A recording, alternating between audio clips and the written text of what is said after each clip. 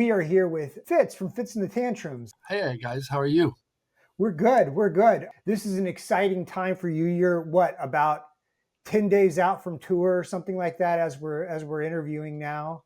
Yeah. I mean, it's coming up quick and it's coinciding with the release of our sixth studio album. So usually about this time, it's a mad dash to make sure we know how to play all the new songs. So we'll spend like a week just grinding it out in the studio, in the rehearsal space, trying to figure out who's playing what part, how we're gonna pull off the recording live.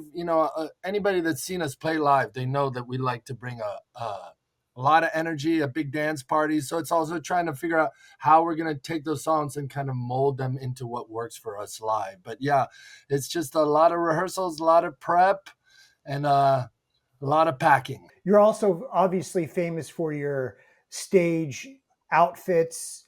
Do you have what's the wardrobe situation? Do you pick stuff out ahead of time? Do you have a wardrobe coordinator? Because that's kind of a trademark of the band is the snazzy outfits. Yeah, when we very first started many years ago, our whole look was like everybody was in suits, skinny ties, like Motown vibes. But I can tell you, trying to pull that off night after night on tour, the problem is suits need to be dry cleaned. And you're only in a city for 15 hours and then you're in the bus headed to the next city. It's almost impossible to get a suit dry cleaned on the road. So we would just keep wearing those things over and over, trying to wipe off all the salt, sweat stains. Oh, by the end of the tour, our suits would just walk off the bus by themselves. I mean, they were like rigid.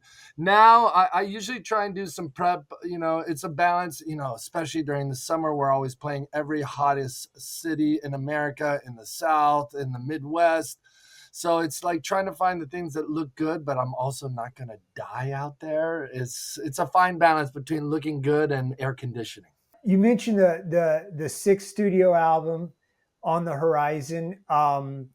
What's new this time around, and how comfortable is the recording process now that you've been doing it for so many years? Yeah, I would say, it's crazy being lucky enough to have been around for almost 17 years now. And this being our sixth studio album, is the creative process. There's no more stress for me. When we started to have hit songs, then there's all this external pressure that comes from the label, from managers, from everybody. Okay, well, now you had one hit. Now that's the bar. Anything less than that's going to feel like failure. And we kept building and building. But that pressure is insane. I even put it on myself. I mean, to have the experience of having a hit song is a pretty magical one. You go anywhere and people know the song and they're singing along. It's like your calling card.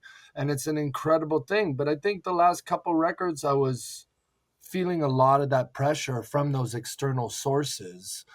And the great thing about where we are in 2025 is there are no more rules. Nobody knows what the hell a hit song is anymore. Wow. You have all this TikTok influence, all these social, the lanes to get a song to where it needs to go don't exist. So for us, it was incredibly liberating because it was like, okay, nobody knows what the rules are. Nobody can tell you that they could have said that song or that song would have been a hit. It wasn't a hit because any suit and tie said it was because the people decided. So for us in this process, it was really liberating to like have no rules and not try and get a radio song. It was just trying to make things that felt good. Yeah. That's a very refreshing perspective on kind of the new age of, the marketing kind of getting a song out there sort of process that every artist, big or small, has to go through. And you guys have been, around for a little over a decade now, right? Can we take it all the way back to that first? Do you remember your first rehearsal with the band? Oh, absolutely.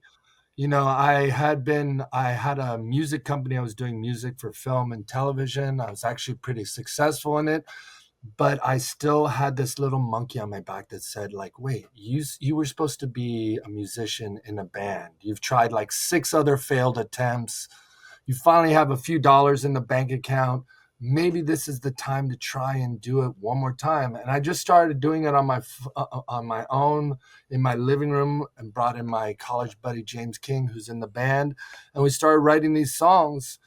And we said, this music's begging to be played live. And we made a few phone calls to some of our other friends that we play out in the scene, in LA music scene, and everybody showed up. And it was the craziest experience, because from the second we started playing, it was like we sounded like a band that had been playing together for 20 years. We just were tight. Just our harmonies, our blending between Noelle and I, it just sounded like we were ready to go. We were ready for prime time.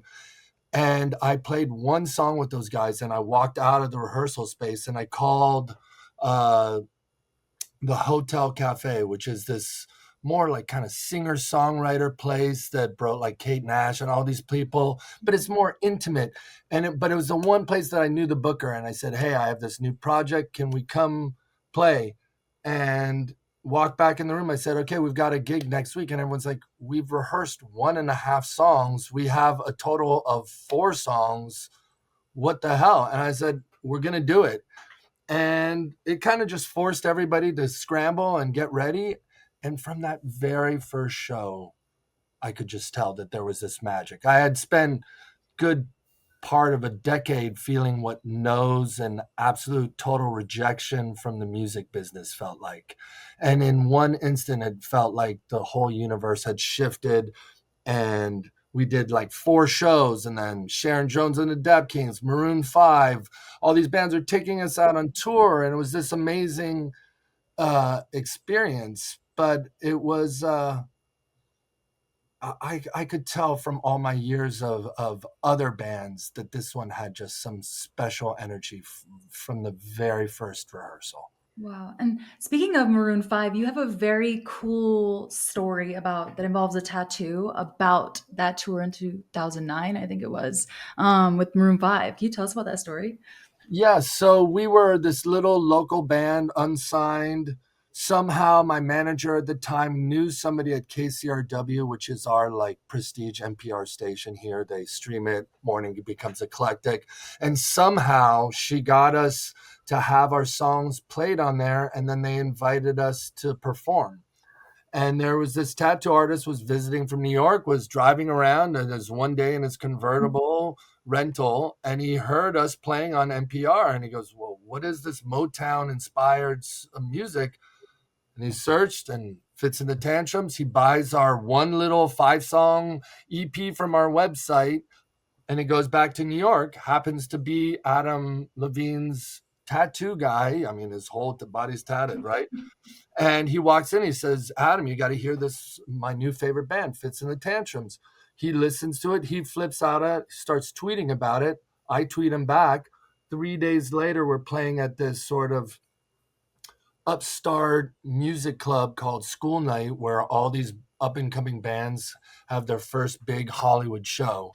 And we're playing there, and 4 days after tweeting, he's sitting literally, because it's very intimate. It's like couches around you, which is already kind of weird, and you're standing there, and he's literally one arm's reach from me.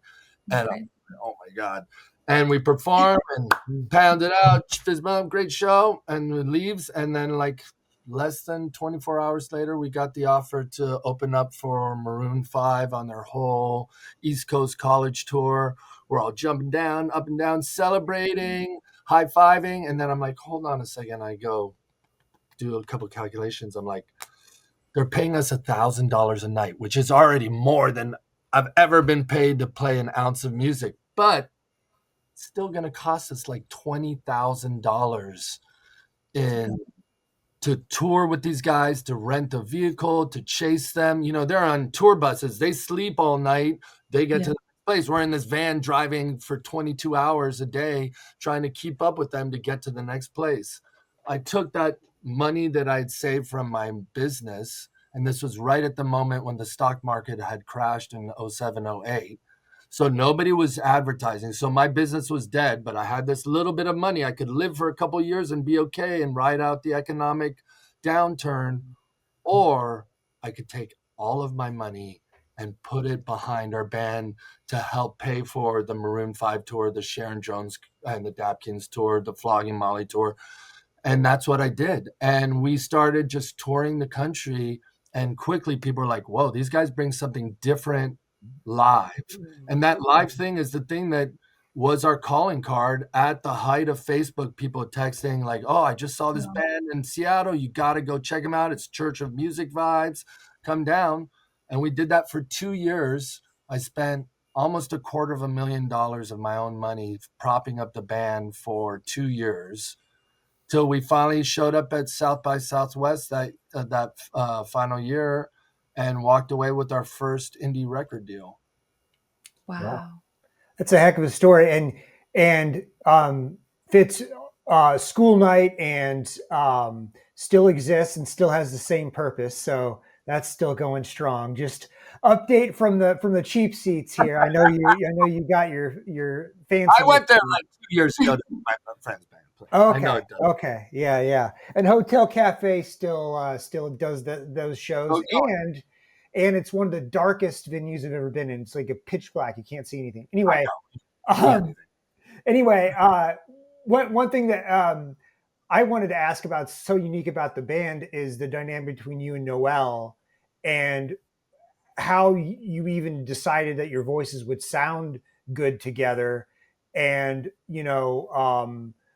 how you approach that in terms of selling that as a band, like, oh, we have two singers, and so how did you know that this was the magic that it was? Well, it was when I was working with James, our sax player, and we were writing those first songs, and we were like, okay, this stuff's begging to be played live. And I said, I have to have a female counterpart, especially that first album was all love and breakup.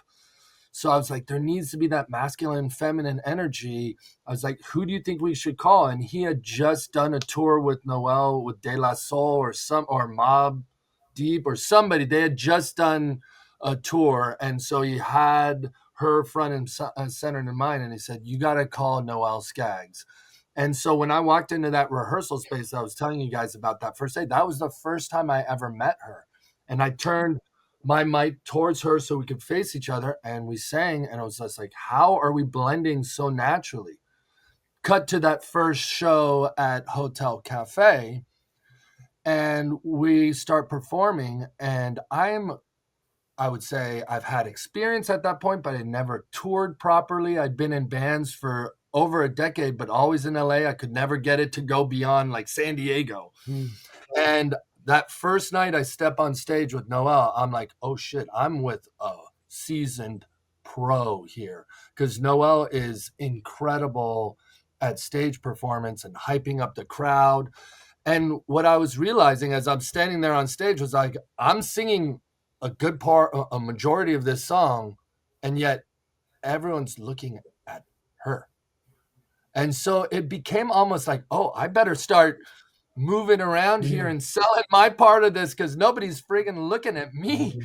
And so it really became sort of this playful competitiveness between each other to see who could go harder every night, who could get, and then we started realizing if you engage the crowd, it just kind of, especially in a club, it just creates this pressure cooker situation. And the more the audience is moving, the temperature is rising, and it just all becomes this sort of energy loop that feeds on itself.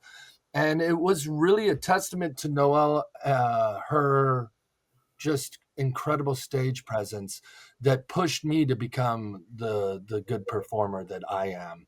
And we just naturally, because there were so many songs that were love oriented, and the theme of the song, it's like naturally we would turn to face each other, and then get closer and closer, and the closer we get, and then our lips are an inch apart, and then the crowd's going crazy. And we're like, oh, they're feeling this.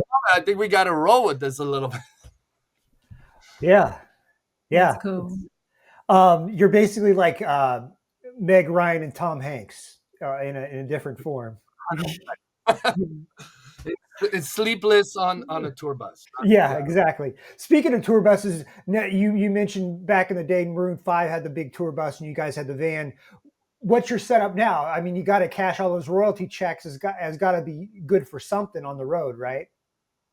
Yeah, I mean, look, the bigger you get as a band, the more production you have to bring. You know, you're paying in front of 3,000 people. You can't show up with no lights.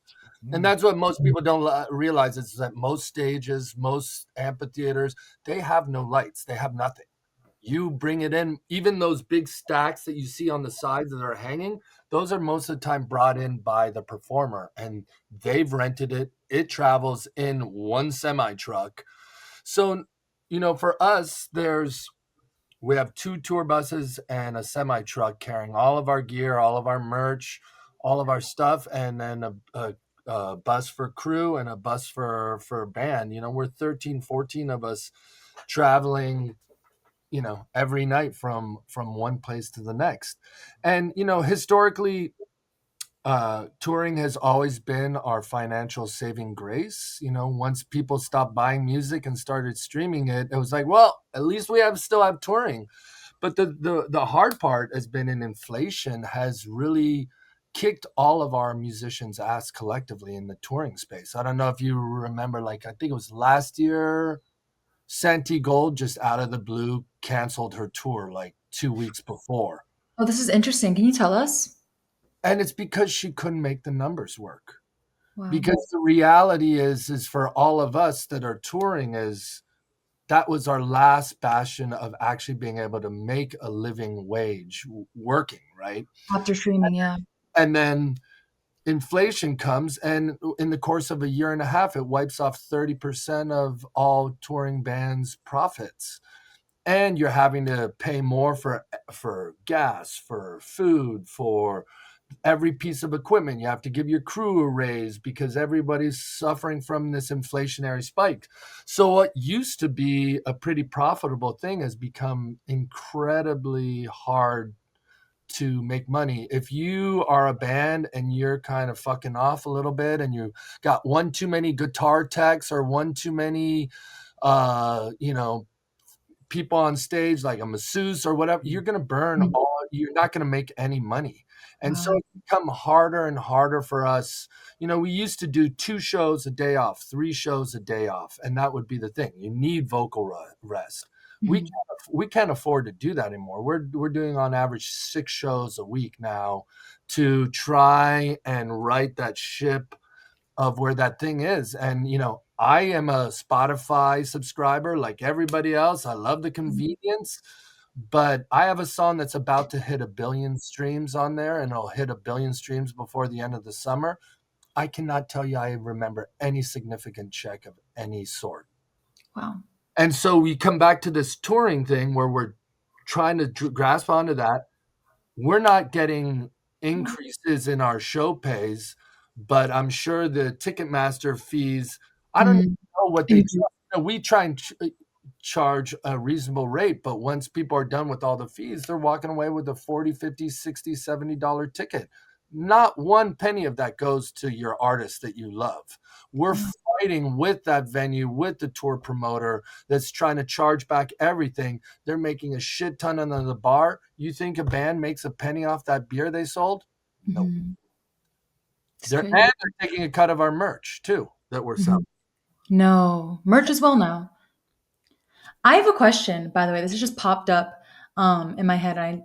Are you a fan of Justin Bieber? I am a fan of Bieber. What did you think about the new JB album? Did he just drop one? He just dropped an album, a couple days ago. When? Yeah, it was a surprise. Yeah, I literally was the reason I couldn't talk to you last time, I was trapped on an island with almost no internet. I literally flew home last night, so I haven't even checked it out. But is it any good? I haven't listened to it, but if not this album, what's your favorite Justin Bieber song? Oh, I have a bunch. You know, I'm such a John Bellion fan too, and you know, he wrote with Michael Pollack a majority of that last record, Ghost, all that stuff. You know, I'm a sucker for a great pop song. Stay. Yeah. You know, I mean, with Kid Laroi, that's to me is one of my favorite songs. Here's how good that songwriting is. Tell me what the pre-chorus to that song is. Whoa, whoa, Wow. whoa, whoa, whoa, whoa. That's the pre. Not a single friggin' lyric. And you don't care, and you're in your car going, whoa, whoa, right? I mean, and it does the crazy sixth interval. It's a very unique interval that just gets in. Wow. So I'm Yeah. excited to check it. I hope it's good because I was a big fan of the last two records. Yeah, I interviewed Pooh Bear a while ago. I forgot about that, but and got into nitty gritty about his production on the Bieber stuff. So yeah, this is Justin Bieber talk with Fitz and Tantrums. No, yeah, Bieber fan, Bieber fan, Bieber fever. I think that's believer. yeah. You mentioned the success coming up out of my league. I believe is the one coming up on 1 billion streams. Love that song. I have the crazy part of that is that it's all because it's gone viral 3 separate times on the internet. It's 12 years old and it's still going. Yeah. Amazing. Yeah. That's the way it works. And it's kind of the gift that keeps on giving. But that song, I have maybe like a dozen songs that if I need to be pumped up instantly and I'm like, need to get work done and I need to get my energy up, that's like one of them. Give us the story on that song, because The Walker was already out. That was your big hit at the time. Actually, it went Out of My League, and then our second hit was The Walker. Okay, and then around. Okay. So, but Out of My, since that's my like song for you guys, and that's a real term, song. Why was that special? Because obviously, if you released as a single, you knew what it was. Tell us about that? Was there a moment like you guys are looking at each other, like what's the studio? I'm thinking of the cinematic moment here. Was there a cinematic moment? Well, we had just come off of our first album, which is called Picking Up the Pieces, which is a heavily 60s soul music influence, but like 60s through the like lens of all those 80s British new wave bands that tried to do 60s soul. So it was like not just it was like 2 layers derivative of that and sort of looked through another lens. And we had a lot of AAA success. We became indie darlings because of that first album when we had a very loyal fan base. But we also were always getting this criticism like, oh, throwback, vintage soul, throwback. But it didn't feel like a compliment. It felt almost like a dismissive, like, oh, these guys are only having success because they're doing throwback or whatever. Or maybe I was just defensive. But I also didn't want to get pigeonholed because we had just been touring with like Sharon Jones and the Dap Kings and stuff. And one of the best performers of all time. I love their music, but I also saw a real ceiling to what they did, which was this sort of world that they lived in of the soul music. And then they had to just do that every time. And I'm even more than a 60s soul music lover is I'm a child of the 80s. I'm a new wave, new romantic person to my being. I'm older than most people. My band didn't even get its first break till I was almost 40 years old. And we didn't get my first record deal till I was 42. So I grew up in the 80s. The 80s is my love language. And when we were making the second record, we had all the success from the first one, all this pressure to deliver. And I said, I don't want to just keep making the same vintage soul record over and over. I want to bring in all of our other influences. And Noelle had the germ of an idea that she had written in her mind for a band like Cold War Kids or somebody else that she was like super obsessed with. She said, I wrote this song. I think it's, this idea, I think it could be good for another band. What do you think? And I go, you're not giving that to anybody. That is our song. I love the beginning, the genesis of what this could become, because it tapped for me everything that I loved about the 80s and new wave music. And so And to me, the message, "You are out of my league," just somehow to me, I said, that's a powerful statement. And I didn't realize until later that it would really tap into this sort of fantasy element for women, that everyone loves the idea of a guy feeling like she's out of their league, right? So whether that was on subconscious, but I just knew that that song was special. We made the whole record. We were on an indie label. I made this big record, this big new wave pop record. And I kept going to the label and I say, like, do you guys have the same vision I do? Because I'm going for this and you guys are kind of looking at it like this. And we approached Atlantic Record, and Sam Riback, who was working there now he runs Interscope, but he was one of the heads of A&R at Atlantic. And I was friendly with him and I played him the record, and we got up-signed to Atlantic Records. And I went into Craig Kalman's office, the president of Atlantic, and I said, this is the song I want to be my single. It's called Out of My League. And he listens quietly and in the studio and turns it on and goes, okay, I'll back your decision to have this be the first single, but you have to go make it undeniable. And I was like, the song's mixed and mastered. The record is done. Like, go make it. I'm like, I was so mad at this guy. I'm like, what the fuck does he know? Blah, blah, blah. So I go fly back to LA from New York, go in with our producer, Tony Hoffer, and I say, they want us to make sure this thing's a slam dunk. So we're looking at the song. We're just trying all these different things. How can we juice up the energy? How can we do all this stuff? And for 2 days, we kind of floundered until we sort of cracked the code on the song. Kind of is based off of one drum loop. So it can feel a little just flatline. And it's like, okay, well, how can we get more dynamics? Oh, let's steal the EDM pop trick of like, all this, like what I call just fireworks, right? And we kind of laid those into the transition points. And what I didn't realize, what it took this song that kind of felt very linear and made it like swell and just amplified all the dynamics. Sent it to Craig and he said, you did it. And we put it out, and that song changed my life, that song. And, it keeps on doing, like I say, I love and hate the internet so much. And it steals my money every day, and also has given me a song that is streaming, I think Out of My League streams almost 1 million a day now. Yeah. That's crazy. Yeah. Well, one thing that you guys have had over the years is a lot of what the industry term is syncs, placements, your songs used in commercials and TV shows and stuff.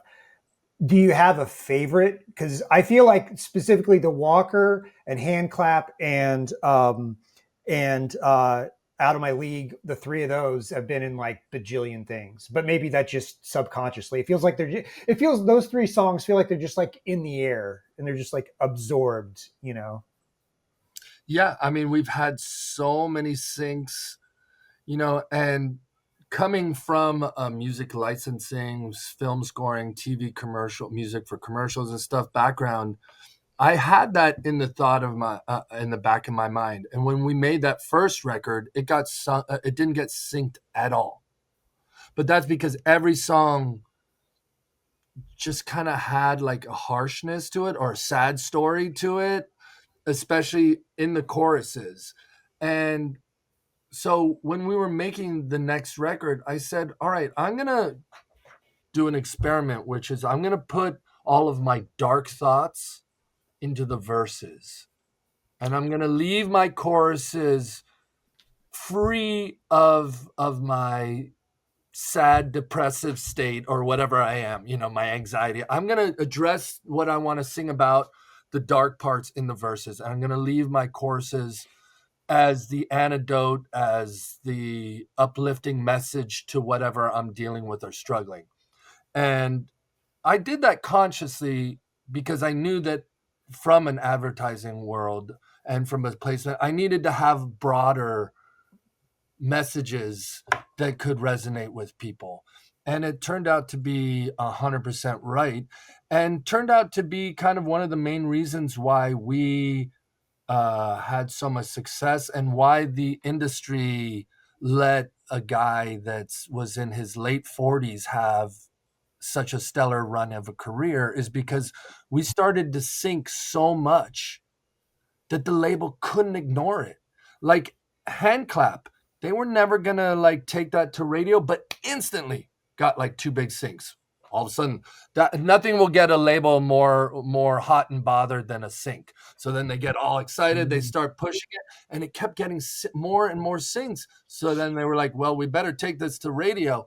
And then it would kind of stall at radio because they weren't really behind it. And then it get another sync, and it would just keep going. And it was truly that part of the equation that helped sustain us in an industry that sometimes can be ageist or whatever. It just kept propelling us forward in an amazing way, and also kind of countered the hemorrhage of the fact that nobody buys or pays for their music anymore. And what I do now is way too easily reduced into zeros and ones and can be just consumed for free. We all sort of assume music is just this free background soundtrack to all of our lives, you know? I find that so interesting. I interviewed Shannon O'Shea, the founding manager of Garbage, and one of the things that she said made Garbage so special was the depth within their lyrics. So I was like, your concept of like, we're not taking out that depth, like people have bad days, they wanna relate to that within a song, but you're also thinking strategically when it comes to the writing. I love that.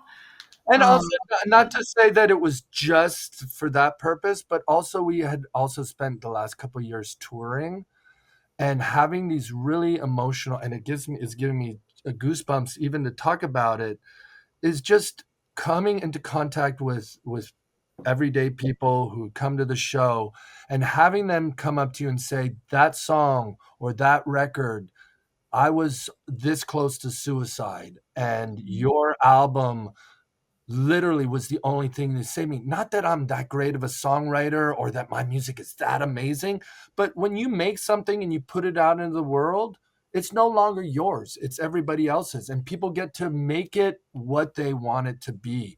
And to see that time and time again, to have a parent say, hey, can we meet you backstage in Texas? Our daughter just finished going through chemo, and HandClap was her like get through every treatment, and we're all parents, we're all standing backstage streaming tears, looking at this parents who, as their daughter's hugging us, the parents are mouthing thank you. And you just see that power, and it's so profound that I also took that and said, I want to keep putting positive messages out in the world. There's tons. I've never tried to be the coolest, hippest band in the world. I'll let the Radioheads of the world carry that mantra till the cows come home. What I wanted to do was focus on just trying to create positive, uplifting messages, because I saw it night after night what that could be. And our demographic of who loves our songs, it's crazy. It's 6-year-olds, 20-year-olds, 30-year-olds, all the way up to 60-year-olds that first fell in love with our Motown record and were willing to follow us on the crazy journey of all the other records. So people come to our show and they go, I can't figure out your demo. It's literally everybody.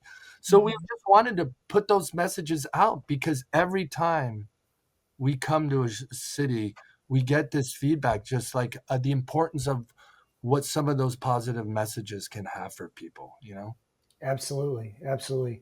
Now, before we let you go, Fitz, we like to talk about, stuff outside of the studio, outside of the music world. Are you, you got the wedding ring on. Do you and your wife, do you guys watch shows together? Is that kind of your thing, or do you kind of do your own? What are you watching, or what's the streaming in your household? What's the streaming habits like?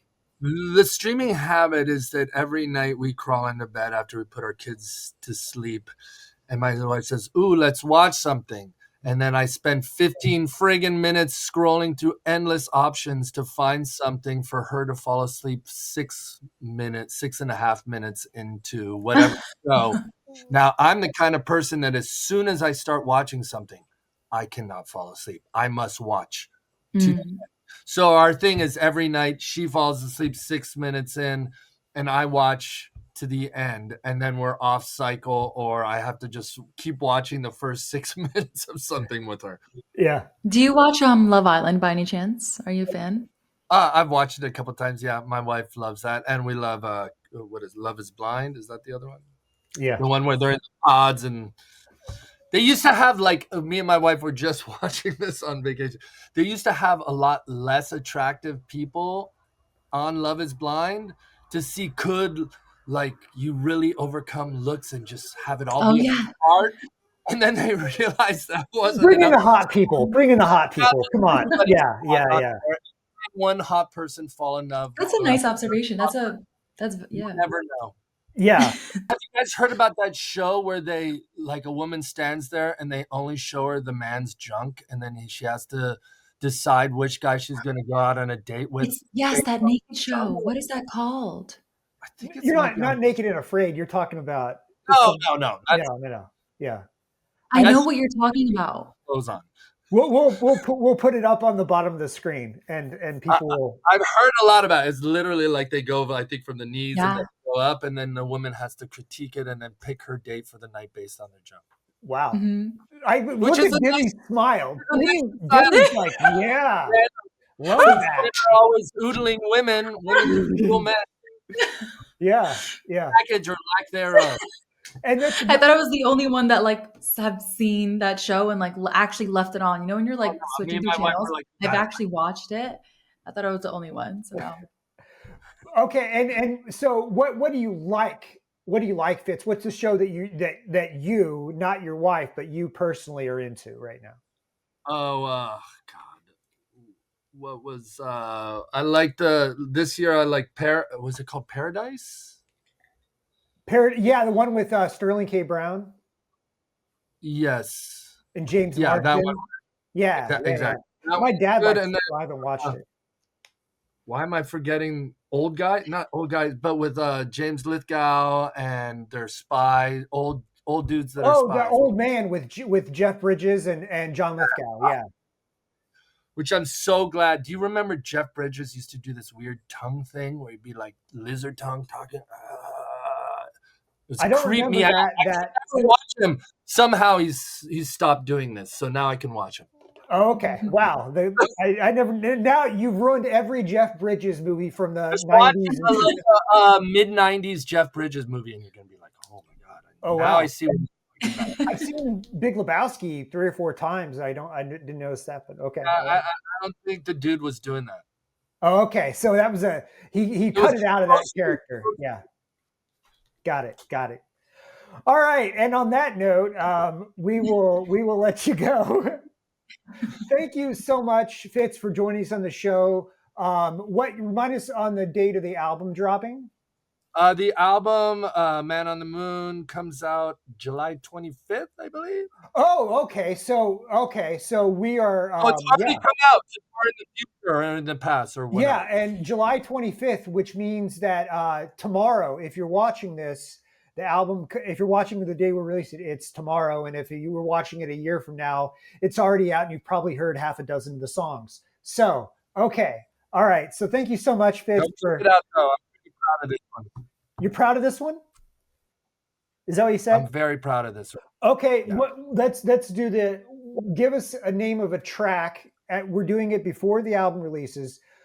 Give us the name of a track that people haven't heard yet that you think will be a fan favorite, that you want people to be, that you're really into. There's 2. There's one called Withdrawals, which is sort of a classic, more soulful song where I'm really crooning on it. And then there's a song for my 80s love called Perfume. So Withdrawals and Perfume. Those are my 2 Withdrawals and picks. Perfume. We like to put the timestamp on it, like see what happens now and what happens in the future. All right, Fitz, thank you so much for joining us on the show. Guys, thanks so much for such an amazing podcast interview. I really appreciate you both.